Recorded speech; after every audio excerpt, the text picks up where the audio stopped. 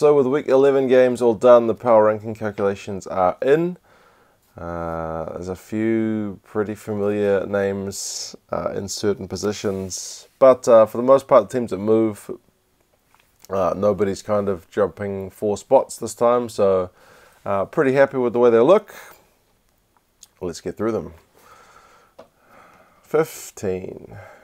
Some Wolves remain winless. I may as well just leave that magnet there because, yeah, even the Blues are a mile ahead of them at the minute. It's 9 losses on the trot. If nothing else, they've shown a bit of improvement in their games against the Crusaders and Hurricanes, which are 2 pretty hard places to visit if you're coming to New Zealand to play rugby. So they definitely were not disgraced. They have them games after the bye, which I firmly believe if they can play to that same level for 80 minutes, they could challenge for a win. But it really remains to be seen. When you're 9 on the trot, a win looks pretty far away, no matter which way you're looking at it. Next, 14th, no change. The Blues, so another pretty poor loss against the Jaguares this week just gone. Home record in Auckland at the minute for the Blues is at nothing. They've managed a couple of sneaky away wins, one of which was over the Sunwolves, and yeah, it's pretty poor from them this year. They are light years behind the other teams in the New Zealand Conference and behind a lot of the other teams just in the competition as a whole. Next, a team which I feel like has been threatening to populate this bottom row for a while is the Brumbies. Their record actually starts to look quite poor now. So they lost again on the weekend, albeit against the Crusaders. Again, you probably shouldn't be looking at it like this, but they weren't disgraced. But I mean, they're also not the Sunwolves, so is not getting disgraced the target for what the Brumbies are about? Their record now goes to 3-6-0. So that's starting to get to a point where you're pretty far from parity. So you're 3 losses in the red. It's the Blues are 5, so at least they're above that level. But yeah, it's gonna take a fair bit for their season to start looking decent. And yeah, the playoffs are looking a mile away from where the Brumbies are at the moment. Still, coaches in his first year, so we'll give him time, but he's going to have to start showing some improvement, and as will the team as a whole. Next, speaking of improvement, an up one, probably unfortunate to be in this row, is the Reds. So they managed to get a win on the weekend, and it was a pretty important one over the Lions. It was unexpected, and it was a very good effort from the guys, from a young team. Their record now improves to 4-5-0, so they're only that 1 game off parity, which is great for a team who was really struggling last year, and for a team which is playing so many young guys. So you got to think going forward that they're going to be looking, just looking to ever kind of keep marching on. Next, and down 1, coming off a bye, is the Sharks. So nothing doing here really. It's just that some of the teams who were lower last week managed to pick up victories. So bumps the Sharks down 1, but there's not much between them and the Stormers, who jump up 2 spots, which this week kind of counts as a big mover, to be fair.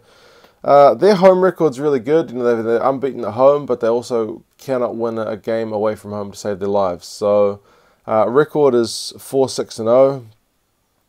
They beat the Rebels. Good performance, I guess.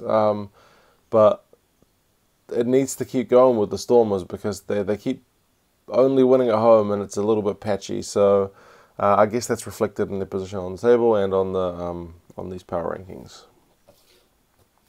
Next, in 9th and down 1, so they keep slipping down, the old Rebels. Their record finally moves into the negative at this point, so 4-5-0 is where they're at.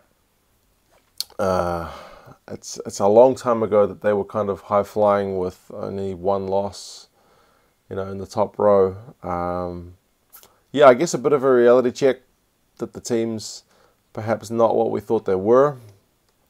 And it's up to the coach and the players to see if they can salvage a playoff spot out of what's a pretty poor run at the moment, because if they are going to do that, they're going to need to stop that rot sooner rather than later. Next in 8th and up 1 is the Jaguares. Honestly, the Jaguares were down where the Blues were not that long ago, and their record was a whole lot of losses and not much in the way of wins. But with this latest victory, they've managed to even out their record. So 5-5-0. It's a great effort from the guys to do that on tour. You know, three away wins in a row.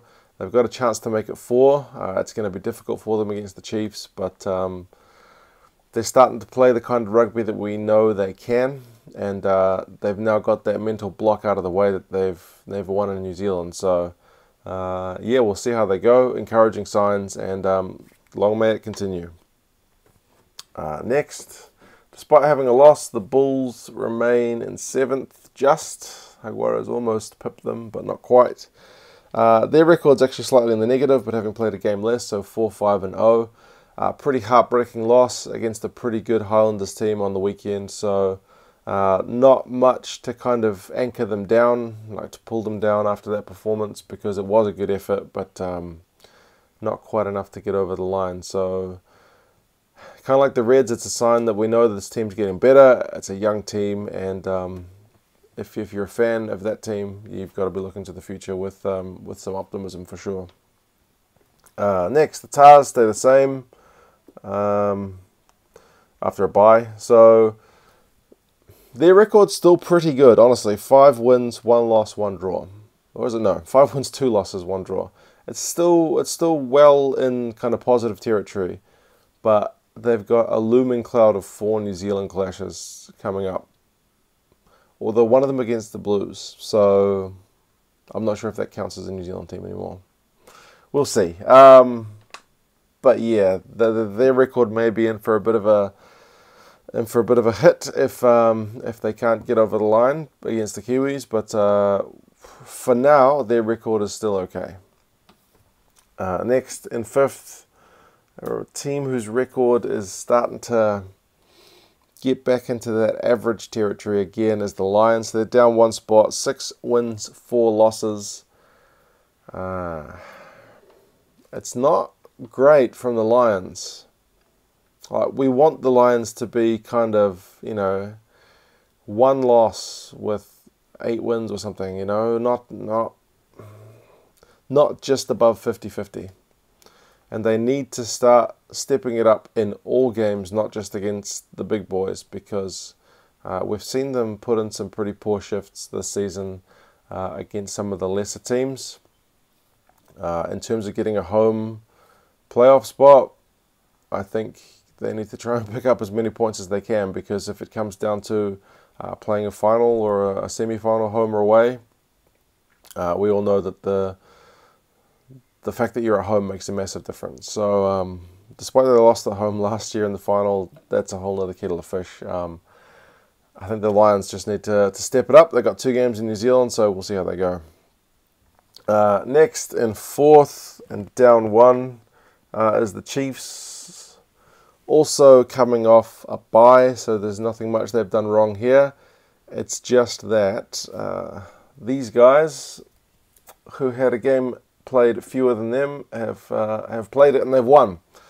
So the Highlanders' record now moves to be the same as the Chiefs with 6 wins, 2 losses. It was a good win over the Bulls in South Africa. It wasn't their best ever performance, but they showed that kind of mental fortitude to get it over the line. They only scored a couple of tries, but they punished the Bulls with penalties and some mean defense. So managed to win it right at the death, and it's a good away win for them. They can't complain about that. In 2nd, the Crusaders and their kind of stuttering win over the Brumbies. Not quite enough to push them into 1st. They are at 7 wins, 2 losses, and still looking like a pretty hard team to beat. But as some people have said in the comments, they don't look like the team of last year. But in terms of injuries, they're not the same team as last year because half their guys aren't playing. But we will see if they are able to kind of step it up at the second half of the season. Despite not playing their best, they're still 7-2-0. So, yeah, a big threat no matter how they're playing. And lastly, is anybody going to be able to dislodge the Hurricanes? 7-1-0, the only team who've got a 1-loss record. Yeah, it's looking like, I mean, at the minute you'd say Canes Crusaders final if the draw panned out that way. But there's no guarantees it'll do that. With one New Zealand team at the moment looking like they'll finish in 4th. Yeah, it may not pan out that way, but we will see. At the start of the season, it looked for all money like it was going to be Crusaders and Lions final, so we're still just under half the season to go. A lot of things can change, but yeah, those teams have both got pretty good records at the moment. So yep, these are the power rankings for the week. Like I said, no real huge changes. 2 spots is the most anybody moves in the Highlanders and the Stormers. Everybody else, and the Brumbies, everybody else is pretty much just shuffling around a little bit. Yeah, I haven't actually checked the table to see how these match up, but I would have a feeling a lot of these guys would be pretty similar to their spots on the table. So, yeah, let me know your thoughts in the comments, how you think these teams are going on recent form, and yeah, I'll talk to you again for another one shortly. See ya.